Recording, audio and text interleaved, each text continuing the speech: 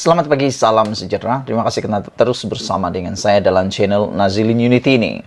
Terima kasih karena menyokong saya. Dan hari ini, isu yang paling hangat ialah mengapa perjanjian MOU ataupun MOU yang ditandatangani oleh Pakatan Harapan dan Kerajaan Perpaduan Malaysia ini benar-benar ditakuti oleh Muhyiddin Yassin dan juga Hadi serta Perikatan Nasional. Saya akan jelaskan kepada Anda daripada minit pertama sampai minit yang terakhir mengapa Muhyiddin Yassin takut sangat dengan MOU ini dan apa akan jadi kepada Muhyiddin Yassin dan Hadi selepas MOU ini. Oleh sebab itu, share video ini dan juga berikan komen kamu tentang ulasan kali ini. Saudara-saudara, dengan MOU tersebut, bolehlah dikatakan bye-bye Perikatan Nasional, bye-bye Muhyiddin dan bye-bye Hadi Awang. MOU kali ini menjamin Anwar tidak terancam selama 5 tahun. Saudara-saudara sekalian, tidak disangkal lagi perjanjian persefahaman yang dimeterai petang tadi melibatkan semua parti politik yang membentuk kerajaan perpaduan adalah jaminan kukuh untuk Anwar Ibrahim mampu kekal tanpa terancam sehingga PRU 16 akan datang. Selain Anwar yang mewakili Pakatan Harapan PH, Pengerusi Barisan Nasional BN Ahmad Zahid Hamidi, Ketua Menteri Sabah Haji Jinor, Premier Sarawak Abang Johari Abang Upeng dan juga Presiden Warisan Safi Afdal turut hadir pada majlis menandatangani perjanjian yang diadakan di Pejabat Perdana Menteri di Putrajaya itu.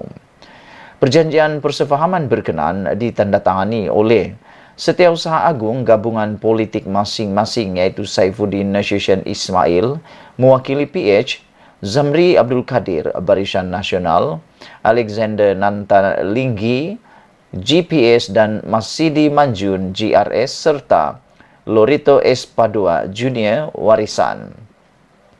Inti terpenting dalam perjanjian tersebut, saudara-saudara, ialah yang memungkinkan Anwar tidak terancam selama ini ialah ia mewajibkan semua ahli parlimen gabungan politik dalam kerajaan perpaduan untuk menyokong usul undi percaya kepada Anwar sebagai Perdana Menteri dan rang undang-undang perbekalan selama 5 tahun. Ia menuntut setiap parti dan pihak mengundi untuk menyokong Anwar selaku Perdana Menteri dalam usul-usul berkait dengan usul percaya, perbekalan dan atau apa-apa usul berbentuk prosedur yang mempunyai kesan kepada keabsahan kerajaan persekutuan. Perjanjian itu juga menetapkan setiap parti dan pihak perlu bertanggung jawab untuk menguruskan secara dalaman parti masing-masing bagi memastikan sokongan ahli parlimen untuk mengekalkan kerajaan semasa dalam sebarang undian. Setiap parti-parti dan pihak-pihak hendaklah memastikan bahawa setiap ahli parlimen mereka mengundi menurut klausa 4 dalam kurungan E di atas. Kegagalan, keengganan atau kecuaian dari berbuat demikian hendaklah diambil kira sebagai pelanggaran tanggungjawab ahli parlimen secara individu kepada parti itu yang dianggap sebagai peletakan jawatan dan atau pemberhentian daripada menjadi ahli parlimen dan bahawa kerusi beliau dikosongkan. Demikian antara petikan kandungan perjanjian itu. Ia juga menyebut sebuah majlis perundingan dan timbang tara yang dianggotai oleh wakil-wakil yang diperakukan oleh parti-parti utama iaitu PH, BN, GPS, GRS dan Warisan diwujudkan untuk memastikan segala terma-terma yang dipersetujui dilaksanakan dengan cermat dan teratur. Ini agar kerajaan berpandukan ataupun kerajaan perpaduan Malaysia ini dapat beroperasi dengan stabil dan berkesan tanpa menjejaskan dasar, polisi dan orientasi parti-parti yang bersetuju untuk membentuk kerjasama tersebut. Sebarang perselisihan dan salah faham hendaklah diselesaikan secara harmoni melalui majlis ini, kata perjanjian itu lagi. Perjanjian itu juga menyebut bahawa pembentukan Jemaah Menteri terdiri daripada 28 orang menteri atau apa-apa jumlah yang dianggap praktikal dan berkesan. Portfolio jemaah menteri hendaklah diagihkan oleh Perdana Menteri setelah melalui perbincangan dengan ketua-ketua parti yang lain. Pembahagian portfolio jemaah menteri dan pengerusi jawatan kuasa pilihan khas hendaklah berkadar dengan jumlah ahli parlimen setiap parti yang membentuk kerajaan. Petik perjanjian itu seterusnya. Dengan kandungan perjanjian yang begitu teliti itu, Anwar bukan sahaja dilihat tiada masalah melepasi undi percaya pada 19 Disember ini, malah diberi jaminan untuk kekal mentadbir negara dengan stabil sehingga PRU 16 yang dijangka pada 2027 akan datang. Bahkan, hampir pasti juga sokongan majoriti 2/3 akan diperolehnya dalam undian usul percaya nanti. Dalam erti kata lain, maka bolehlah diucapkan bye-bye kepada Perikatan Nasional Bersatu, PAS, Muhyiddin Yassin, Hadi Awang dan lain-lain pemimpin yang berhasrat mahu menebuk atap kerajaan perpaduan yang dititahkan Agong ini di pertengahan jalan.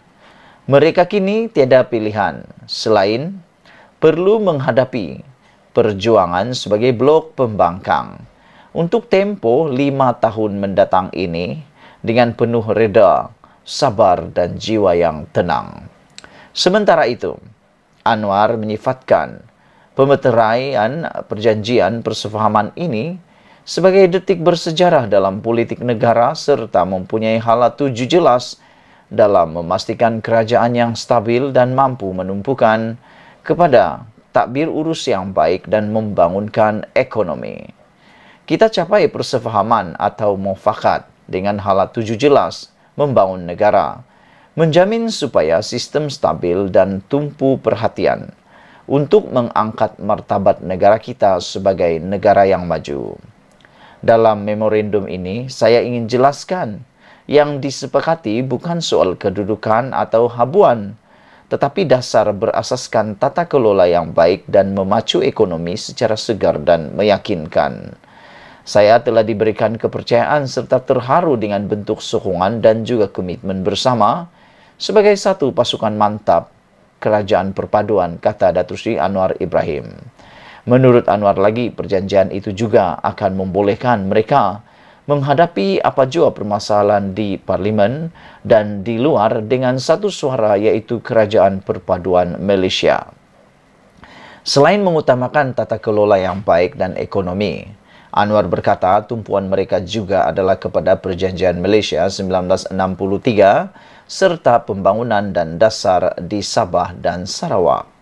Ketika ditanya sama ada memorandum itu akan memastikan kerajaan yang stabil dan berkekalan untuk 5 tahun akan datang, Anwar berkata beliau begitu bersemangat dengan kepercayaan dan komitmen yang diberikan oleh parti-parti yang terlibat dalam memorandum itu. Menurutnya, rundingan itu tidak begitu sukar kerana masing-masing boleh bersetuju dengan parameter dan dasar bersama. Ditulis oleh Sabudin Husin, diubah suai oleh Nazilin Unity. Sekian dulu untuk kali ini. Saya dah terangkan kepada anda semua tentang isu dan juga isi tersirat daripada MOU yang telah ditandatangani kemarin.